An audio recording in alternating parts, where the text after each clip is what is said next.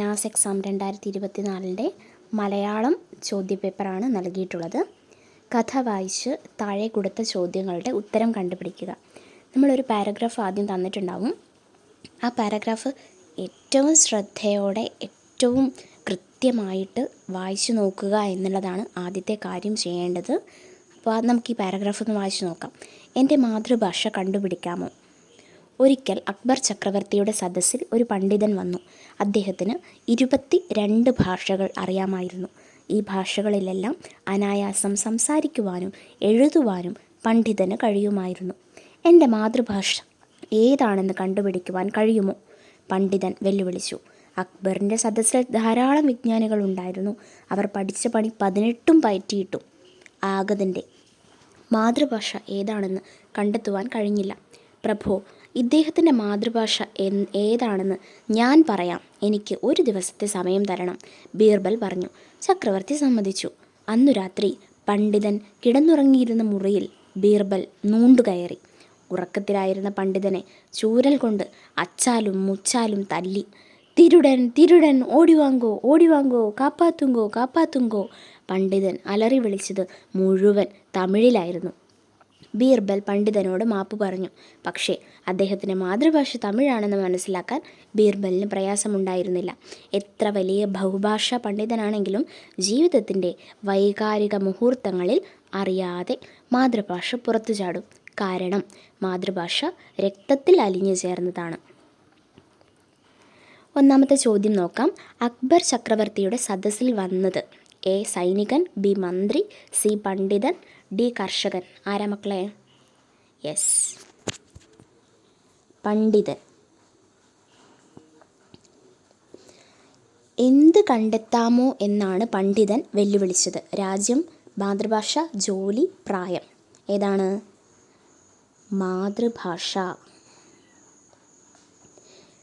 പണ്ഡിതൻ്റെ മാതൃഭാഷ ഏതായിരുന്നു? അതിനകത്ത് പറഞ്ഞിട്ടുണ്ട്. ഏതാണ്? തമിഴ്. ആരായിരുന്നു പണ്ഡിതൻ്റെ മാതൃഭാഷ കണ്ടെത്തിയത്? ബീർബൽ, സേവകൻ, കാവൽക്കാരൻ, പാചകക്കാരൻ. ആരാണ്? ബീർബലാണല്ലേ. മറ്റൊരു ചോദ്യം. സുനിതയുടെ ഡയറി വായിച്ച് താഴെ കൊടുത്ത ചോദ്യങ്ങളുടെ ഉത്തരം കണ്ടെത്തുക. 2024 ജൂൺ 7 വെള്ളി. ഇന്ന് രാവിലെ 5:30 ഞാൻ ഉണർന്നു. പല്ലുതേച്ച് മുഖം കഴുകുമ്പോൾ ധാരാളം പക്ഷികളുടെ സ്വരം കേട്ടു. മലയാളം ക്ലാസ്സിൽ ശാലിനി ടീച്ചർ ശബ്ദത്തെയും മണത്തെയും കാഴ്ചയെയും കുറിച്ചൊക്കെ പറയുന്ന ഒരു കവിത പഠിപ്പിച്ചിരുന്നു. ഇന്ന് അതിൽ നിന്നും പരീക്ഷ ഇടുമെന്ന് ടീച്ചർ പറഞ്ഞിട്ടുണ്ട്. ഓരോരുത്തരും കേട്ട കാര്യങ്ങളും കണ്ട കാര്യങ്ങളും എല്ലാം എഴുതിക്കും. എൻ്റെ കിങ്ങിണിപ്പൂച്ച മ്യാവൂ എന്നുച്ച വെച്ച് അമ്മയുടെ അടുത്ത് ചെന്നു. അമ്മ ഓടിച്ചു വിട്ടപ്പോൾ അവൾ കരഞ്ഞുകൊണ്ട് എൻ്റെ അടുത്തേക്ക് വന്നു. കാലിലുരുമി. സൂര്യൻ ഉദിച്ചപ്പോൾ ഞാൻ ഓടിപ്പോയി പൂക്കളെ നോക്കി. സൂര്യകാന്തി, ജമന്തി, റോസ് എന്നീ പൂക്കൾ വിരിഞ്ഞിട്ടുണ്ട്. ഇതെല്ലാം പരീക്ഷയ്ക്ക് എഴുതണം. ഞാൻ ഓടി വന്ന് സ്കൂളിൽ പോകാനൊരുങ്ങി. ദോശയും ചമ്മന്തിയും കഴിച്ചു. ഭാഗമെടുത്ത് ഞാൻ സ്കൂളിലേക്ക് പോയി. ടീച്ചർ ഹാജരെടുത്തു. പരീക്ഷ നടത്തി. ഞാൻ കണ്ടതും തൊട്ടതും മണത്തതും എല്ലാം എഴുതി. ടീച്ചർ പോയി കഴിഞ്ഞപ്പോൾ ബീരാനും ശ്രീകുട്ടനുമെല്ലാം അവരുടെ കാഴ്ചകളെക്കുറിച്ചും പരീക്ഷയെക്കുറിച്ചും അങ്ങോട്ടും ഇങ്ങോട്ടും പറയുന്നുണ്ട്. ഉച്ചയ്ക്ക് ചോറുണ്ടു. കൂട്ടുകാരികളെല്ലാം കറികൾ പങ്കുവച്ചു. പിറന്നാളായതിനാൽ മീനുക്കുട്ടി കൂടുതൽ കറികൾ കൊണ്ടുവന്നു. അവിയൽ എനിക്ക് ഏറെ ഇഷ്ടപ്പെട്ടു. ഉച്ച കഴിഞ്ഞ് ചെടി നട്ടു, കളിച്ചു. ഞങ്ങളുടെ ക്ലാസ്സിനോട് ചേർന്നാണ് ഞാൻ ചെടി നട്ടത്. സ്കൂൾ വിട്ടപ്പോൾ ഞാനും ആമിനയും ഒരുമിച്ചാണ് പോകുന്നത്. വീട്ടിൽ വന്ന് കാപ്പി കുടിച്ച് കളിച്ചു, പകർത്തെഴുതി, കണക്ക് ചെയ്തു, പ്രാർത്ഥിച്ചു കഴിഞ്ഞ് വായിച്ചു. കുറച്ചു നേരം TV കണ്ടു. അമ്മ ഊണ് കഴിക്കാൻ വിളിച്ചു. ഊണ് കഴിഞ്ഞ് കഥ കേൾക്കാൻ അമ്മൂമ്മയുടെ അടുത്തേക്ക് പോയി. 1-2 കഥകൾ കേട്ടപ്പോൾ ഉറക്കം വന്നു. അമ്മൂമ്മ പറഞ്ഞ കഥകൾ ഓർത്തുകൊണ്ട് ഉറങ്ങാൻ പോയി. പല്ല് തേച്ച് മുഖം കഴുകുമ്പോൾ സുനിത ആരുടെ ശബ്ദമാണ് കേട്ടത്? ഒന്നാമത്തെ ചോദ്യം. കുട്ടികളുടെ, മൃഗങ്ങളുടെ, പക്ഷികളുടെ, വണ്ടുകളുടെ. ഒന്ന് പാരഗ്രാഫ് നോക്കിക്കേ. പല്ല് തേച്ച് മുഖം കഴുകുമ്പോൾ ഇവിടെ നോക്കൂ, ധാരാളം പക്ഷികളുടെ എന്നവിടെ പ്രത്യേകം പറയുന്നുണ്ട്. അപ്പോൾ ആരുടെയാണ്? പക്ഷികളുടെ. മലയാളം ക്ലാസ്സിൽ ശാലിനി ടീച്ചർ പഠിപ്പിച്ചത് എന്ത്? കഥ, കവിത, നാടകം, നോവൽ. ഇവിടെ നോക്കുക. മലയാളം ക്ലാസ്സിൽ നോക്കിക്കേ, ഒരു കവിത പഠിപ്പിച്ചിരുന്നു എന്ന് കൃത്യം പറയുന്നുണ്ട്. അപ്പോൾ നമുക്ക് വേണ്ട ഉത്തരങ്ങളൊക്കെ ഈ പാരഗ്രാഫിൽ തന്നെയുണ്ട് മക്കളെ. ഇത് വായിക്കുക എന്നുള്ളത് മാത്രമാണ് നമുക്ക് ചെയ്യാനുള്ളത്. രണ്ടാമത്തതിൻ്റെ ഉത്തരം കവിത. ഇനി പൂന്തോട്ടത്തിൽ വിരിഞ്ഞ പൂക്കൾ ഏതാണ്? സൂര്യകാന്തി, ജമന്തി, ചെമ്പരത്തിയാണോ? സൂര്യകാന്തി, റോസ്, മന്ദാരം, സൂര്യകാന്തി, ജമന്തി, തെച്ചി, സൂര്യകാന്തി, ജമന്തി, റോസ്. അതും ഇവിടെ കൃത്യമായിട്ട് ഓർഡറിൽ തന്നിട്ടുണ്ട്. ഏതാണ് നോക്കൂ. സൂര്യകാന്തി, ജമന്തി, റോസ്.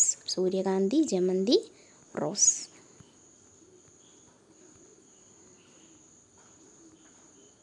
നമുക്ക് ഏതാണ് ഓപ്ഷൻ വരുന്നത്? ഓപ്ഷൻ ഡി ആണ് നമുക്ക് ബബിൾ ചെയ്യാനുള്ളത്. സൂര്യകാന്തി, ജമന്തി, റോസ്. സ്കൂൾ വിട്ടപ്പോൾ ആരുടെ കൂടെയാണ് സുനിത വീട്ടിലേക്ക് പോകുന്നത്? ആമിന, മീനുക്കുട്ടി, കിങ്ങിണി, ശാലിനി ടീച്ചർ. ആരുടെ കൂടെയാണ്? ആമിന അല്ലേ? ഇവിടെ പറയുന്നുണ്ട്, നോക്കിക്കേ.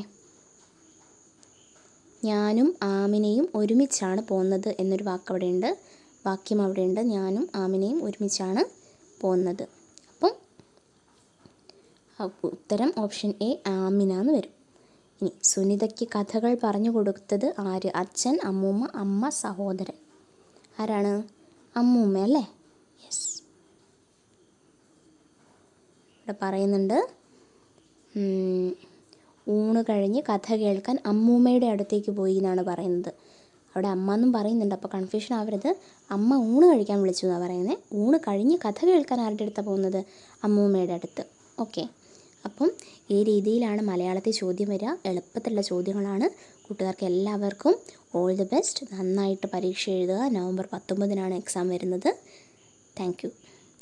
കൂടുതൽ വീഡിയോകൾക്കായിട്ട് ചാനൽ സബ്സ്ക്രൈബ് ചെയ്യുക, ഷെയർ ചെയ്യുക.